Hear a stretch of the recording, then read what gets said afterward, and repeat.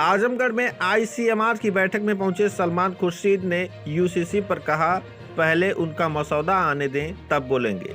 2024 में आवाम के चुनाव लड़ने की कही बात। आजमगढ़ के नेहरूआल में Indian Muslim for civil rights के स्टेट लेवल के कॉन्फ्रेंस में पहुंचे पूर्व केंद्रीय मंत्री व कांग्रेस के वरिष्ठ नेता अधिवक्ता सलमान खुर्शीद ने कहा कि यूनिफॉर्म सिविल कोड यूसीसी को लेकर अभी पहले बहुत कुछ कहना ठीक नहीं है। पहले यह सामने आए कि सरकार की मंशा क्या है या क्यों करना चाह रहे हैं, इसका क्या मसौदा है, तब इस पर कहना सही रहेगा। पहले ही तलवार निकालकर हवा में भाजने से कुछ नहीं होगा। उन्होंने कहा कि यूसीसी से केवल मुस्लिम ही नहीं प्रभावित होंगे बल्कि ट्राइबल से लेकर अन्य अल्पसंख्यक हैं, उन पर भी असर पड़ सकता है। सलमान खुर्शीद ने कहा कि 2024 का चुनाव आवाम लड़ रही है, उनके पास फार्मूला है, अगर वह सही तरीके से काम करें तो बीजेपी हट जाएगी। वहीं राहुल गांधी के आए दिन कभी खेत में कभी वर्कशॉप में कहीं और स्थानों पर जाने से बीजेपी की चुटकी लेने के सवाल पर सलमान खुर्शीद ने कहा कि आवाम अगर उनको पसंद कर रही है तो बीजेपी को दिक्कत क्यों हो रही। वहीं उन्होंने आईसीएमआर की बैठक पर कहा कि जो भी कौम में पसमानदा समाज है या जरूरतमंद है, उनकी ज़रूरतों को पूरा करना, उनके क्या विचार हैं उस पर अमल करना, इसी को लेकर बैठक हो रही है। आजमगढ़ को लेकर उन्होंने कहा कि आजमगढ़ में उनका खास रिश्ता है। आजमगढ़ उत्तर प्रदेश में महत्वपूर्ण स्थान रखता है। सलमान खुर्शीद आजमगढ़ शहर के पहाड़पुर में निस्वा बालिका इंटर कॉलेज में भी पहुंचे। यहां पर मुस्लिम समाज के लोगों छात्राओं से मिले और तमाम विषयों पर चर्चाएं भी की। आइए सुनाते हैं मीडिया से बातचीत करते हुए सलमान खुर्शीद पूर्व केंद्रीय मंत्री वरिष्ठ नेता कांग्रेस ने क्या कुछ कहा। आजमगढ़ ही खास है तो खास वजह की ज़रूरत ही नहीं होती। पुराने रिश्ते हैं आज़मगढ़ से, आज़मगढ़ की एक मकबूलियत है और जब आवाम के बीच में जाने की कोई मंशा होती है तो उसमें जो मरकज़ है उत्तर प्रदेश में, उसमें आज़मगढ़ का एक बहुत बड़ी हैसियत है आज़मगढ़ की। और हम लोग आए हैं जिस सिलसिले में आईसीएमआर जो एक ऑर्गेनाइजेशन है, जो एक कोशिश है, एक जुस्तजू है कि हम जो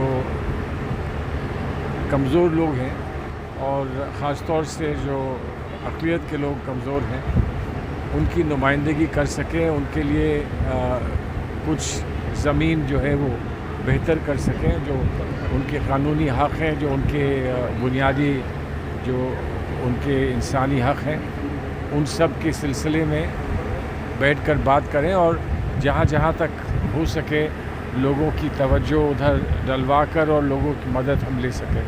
तो उसके लिए एक आम गुफ्तगू की ज़रूरत होती है।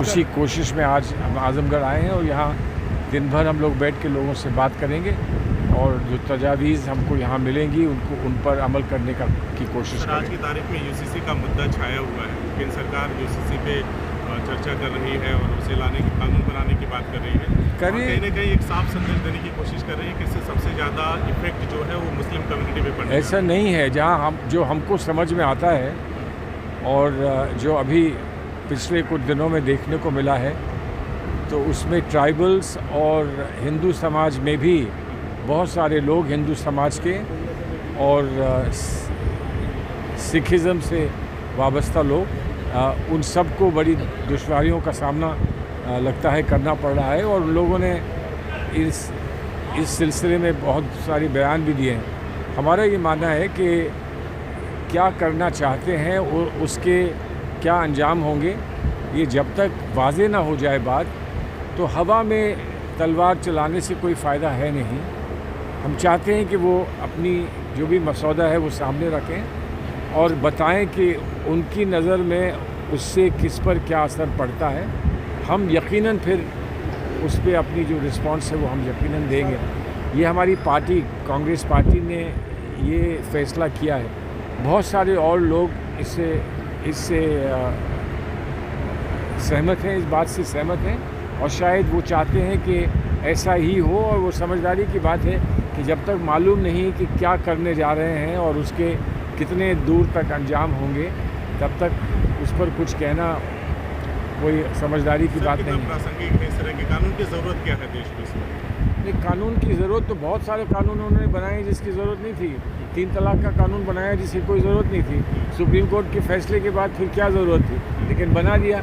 और उस 3 तलाक के कानून को बनाकर लोगों को क्रिमिनल लॉ में झोंक कर उनको क्या मिला है इसका वो कभी जिक्र करते नहीं। कानून बना देते हैं, उसके बाद फिर कानून से क्या फ़ायदा हुआ उसका जिक्र कभी करते नहीं हैं। इसमें कहा जा रहा है दलित समाज, आदिवासी समाज, अल्पसंख्यक समाज के लिए ये कानून हितकारी नहीं है। एक वरिष्ठ अधिवक्ता के तौर पर सलमान खुर्शीद साहब क्या सोचते हैं? कुछ नहीं सोचते हैं। जब तक कागज़ सामने नहीं आता है तो वरिष्ठ अधिवक्ता कुछ नहीं कहता है। वरिष्ठ अधिवक्ता को तो बेचारे का ये मसला होता है कि उसको फ़ीस मिलती है तब वो बोलता है, लेकिन हम आवाम के बीच में हैं तो फ़ीस लेने का सवाल ही नहीं है। हम तो फ़ीस देकर भी अपनी बात को, अगर हमारी बात कोई सुन ले तो हम उसको सुनाने के लिए तैयार हैं, लेकिन कम से कम पहले पता लगे कि मसला क्या है, हमारे सामने वो मसला रखें, तभी हम अपना उस पर जहन दौड़ाकर उसके बाद उनको जवाब दें। 24 की तैयारियों के बारे में सर कुछ बताएं। 24 की तैयारी आवाम कर रही है। हम लोग तो सिर्फ आवाम के इशारों पर चलते हैं और आवाम के मुझे लगता है उत्तर प्रदेश में नहीं बल्कि पूरे हिंदुस्तान में आवाम का इशारा ये है कि अब बहुत हो चुका है। बीजेपी की जो हम पर नाजिल बीजेपी को किया गया है वो बहुत कुछ हो चुका है और अब हमारे पास फॉर्मूला है।